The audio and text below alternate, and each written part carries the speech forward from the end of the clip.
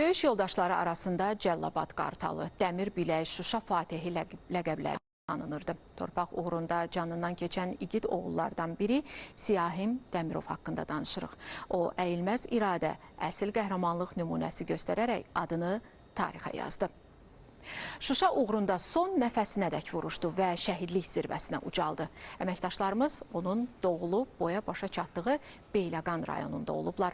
Hazırladıkları süjetdə qəhrəmanımızın həyatından və döyüş yolundan bəhs olunur.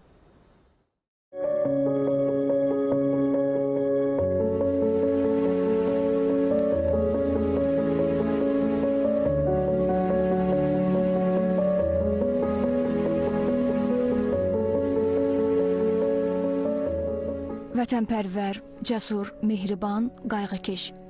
Onu bu xüsusiyyətləri fərqləndirirdi yaşıdlarından. Beyləqanın yuxarı Əlnəzərli kəndindən olan Siyahim Dəmirovun vətən sevgisi, torpağa bağlılığı tamam başqa idi. Deyirdim, görəsən bu qədər çətin işin arasında bu bizə nə qədər vaxt ayırır. Hər dosta, tanışa, nə qədər ailə üzvlərinə mehriban olsa da, qayğı göstərsə də, bir o qədər də öz ətrafına, dostlarına çox qayğıkeş idi. Onun nəysə mən problemi deməyə ehtiyac yox idi. Sanki elə bil özü hər şeyi başa düşürdü.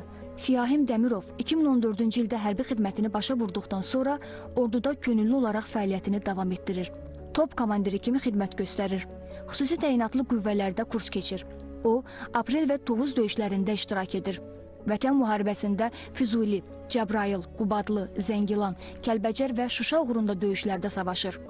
Siyahim Dəmirov Şuşanı fəth edən ilk hərbiçilərdən olur. Daşaltı əməliyyatı zamanı xüsusilə fərqlənir.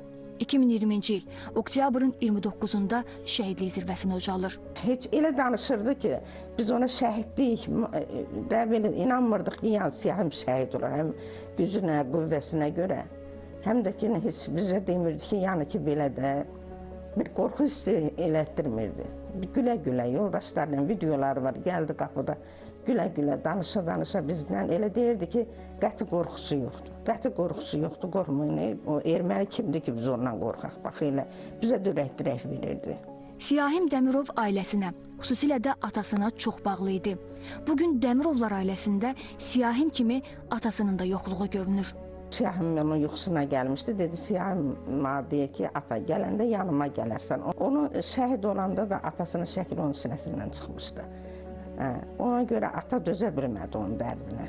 Siyahim kimi oğlum toyun görmək mənim ən gözəl arzularımdan biriydi.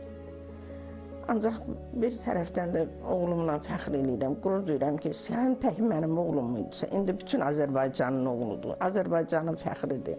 Bəli, Azərbaycanın fəxr etdiyi qəhrəmanımız Qarabağ ordeni vətən uğrunda, şücaətə görə, Şuşanın, Xocavəndin, Kəlbəcərin azad olunmasına görə medalları ilə təltif olunub.